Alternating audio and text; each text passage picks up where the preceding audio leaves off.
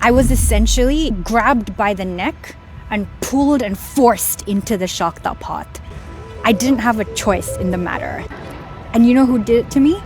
Kali Amma.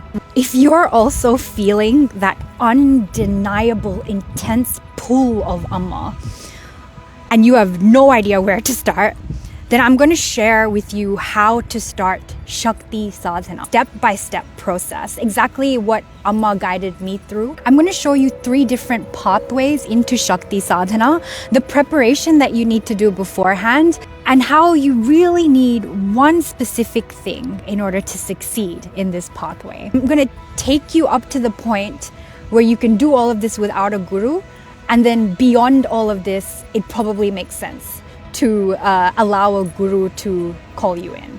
So let's do this.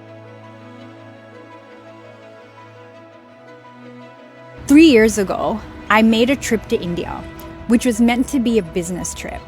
And I decided to take my Gujarati friend around Chennai, which is the city that I was born in. And incidentally, the very first temple that I took this friend to was Kali Kovil in Chennai. And the moment I stepped foot in that temple, I can't even explain what happened. But it's like Amma just grabbed me. She's like, oh, she's here, grab her. And I started having all of these intense experiences that I can't even explain to this day of Kali Amma. There was a 1-year gap between when Kali Amma stepped into my life and when I actually started Upasana for her. And the reason there was that gap is because I literally was forced to do 2 Upasanas first. The first Upasana I did was for my Ishta Devata, Krishna. I call it a total purification of my subtle body. I conquered a lot of things. And I walked out of that Upasana with so much negative, gunky energy just gone from my being. After this Upasana, I was within a few days pulled into doing Kala Bhairav Upasana. Now this was really scary for me because I had never done Ugra Devata Upasana in my entire life, and everyone online was freaking me out about it, like no, don't do this, don't do that. And in my gut, I knew that this was the first step that I was choosing to take within a completely different path, the Shakta path. So I was pretty worried, like, is it okay for me to do this? But it just came to the point where, you know, when you just know you have to do something, you know what you need to do, and at one point you just run out of excuses because that intensity of that pull is just so strong. So that's kind of what happened to me. And luckily around that time was when Rajashri Nandi's videos were starting to blow up. And a lot of what Rajashri Nandi recommends in terms of his approach is stuff that you can do without a guru. Oh my god, look guys, it's a bird. Okay, you can leave now. Bye-bye.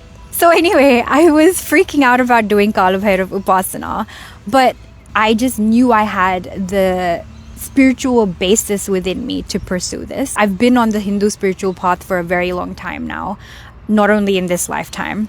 Within myself, I knew I was ready, and so I walked into it. I did Kala Bhairav Upasana for like, I think it was 41 days, and it was the most intense Upasana. Now I know that doing Kala Bhairav Upasana is critical for you before you can meet Devi Maa. When Kali Amma was on that intense rampage, so much fury that it would have destroyed the whole world, and Shivan just came up to her and like lay down on the ground. He became the stabilizing energy that was able to kind of bring her back and hold her. And in a similar way, if you're starting down this path of Shakti Sadhana, I don't think you can ignore doing Kala Bhairav Upasana first. So step 1 of starting Shakti Sadhana is doing sadhana for your Ishta Devata first, and then doing sadhana for Kala Bhairav. If you'd like more information on how to do Kala Bhairav Upasana or how I did it, I've created an entire playlist dedicated to Kala Bhairava and how to prepare for that Upasana and how I did it following Rajashri Nandi's instructions. So take your time and prepare yourself first, because Devi Maa's energy is very intense and will take over your entire world, and you need a stabilizing foundation here. So this then takes me to my 48-day Devi Upasana that followed very soon after the Kala Bhairav Upasana. I made an entire video just showing you exactly what happened from day 1 to 48. I'll link it somewhere over here. There were 3 forms of Amma that came into my life during the 48-day Devi Upasana. Of course, the first form was Kali Amma. So if it is Kali Amma that you are drawn to and you've done the preparation and you know in your heart and soul, this is it, I'm ready, you can follow the following steps that I used in order to do my Kali Amma sadhana. All of these steps do not require guru initiation, but that doesn't mean that this sadhana isn't incredibly powerful. When I sat in front of Kali Amma each evening, I would approach her around sunset or maybe an hour after sunset. I actually had a photo of Durga Maa in my traveling mandir. I would offer her a flower, and then I would take my japa mala and I would do 108 recitations of the following mantra.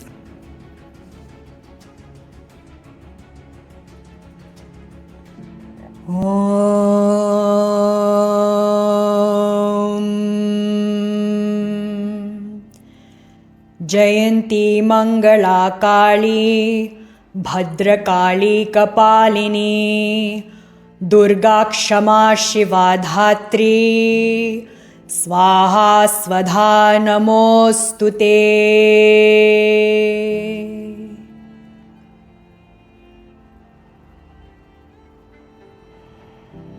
I've now verified this, and you don't need to be initiated by a guru in order to say this particular mantra.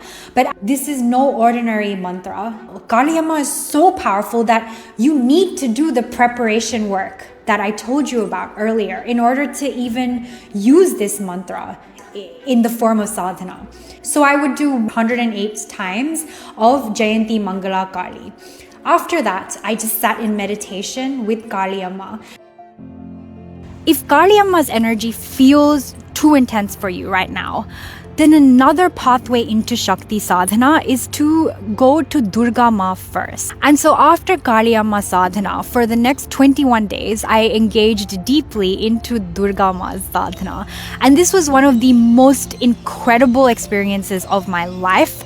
So let's have a look at how to do Durga Maa Sadhana again without needing a guru for these particular practices. I chanted the Argala Stotram every night, 3 times. I would come home in the evenings, I would sit with Durga Maa. By this point, I was in Vietnam, so I had access to a fresh flower market for like $2 every day, and then I would just give my gods and goddesses all the flowers, give them all the flowers. And so I gave Durga Maa flowers every day. I would sit with her in the evenings, light a diya, and then I would chant the Argala Stotram very slowly, intentionally, really feeling every single word. I'm still doing this sadhana for Durga Maa using the Argala Stotram, and I have to say it is the most incredibly potent, powerful, just transformational stotram that I think I've ever encountered. It's something that is changing the entire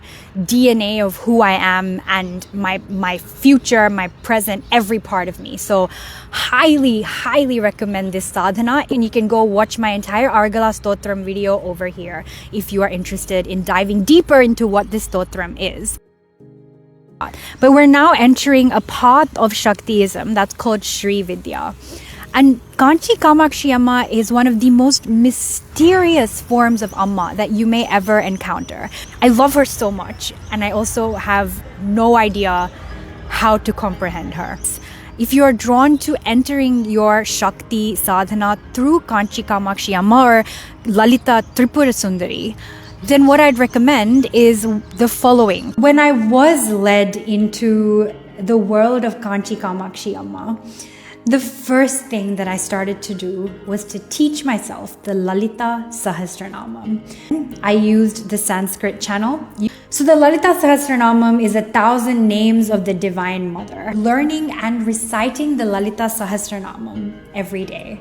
This took me perhaps about an hour to an hour and a half initially because I really wanted to learn the words perfectly and beautifully. And it took me some time to figure out how to say the really long names that were really challenging, but I did get there. And towards the end of the Upasana, I was able to chant the Lalita Sahasranamam beautifully every single night. You don't need guru initiation to chant Lalita Sahasranamam. I come from Tamil roots, and in Tamil Nadu, pretty much any Hindu auntie you talk to is going to know of the Lalita Sahasranamam or be able to chant it off the top of their head. So there you go. 3 simple pathways into Shakti Sadhana that don't require guru initiation, but do require 3 other things. Number 1, the preparation that I talked to you about. This is super critical. So number 2, you need a pure heart. So you remember that one specific thing that I talked about in the beginning that you need to succeed? If you're approaching Amma like her child, there is very little that you can do wrong. You're going to listen to her. You're going to want to do everything to make her happy. You're going to want to spend time with her. You're going to tell her everything that's going through your mind. You're not going to hide anything. Who shows up in front of their mother with ego, with pretense? It's not possible. So I think the secret, biggest thing that you need to succeed on this path is that childlike love and surrender. Everything that I'm sharing with you comes from timeless, indigenous Hindu traditions that our ancestors have died to protect so that you and I can still practice to this day. So when approaching things like this, it's important that you do so with respect, humility, wisdom, and honestly, just a pure heart full of love.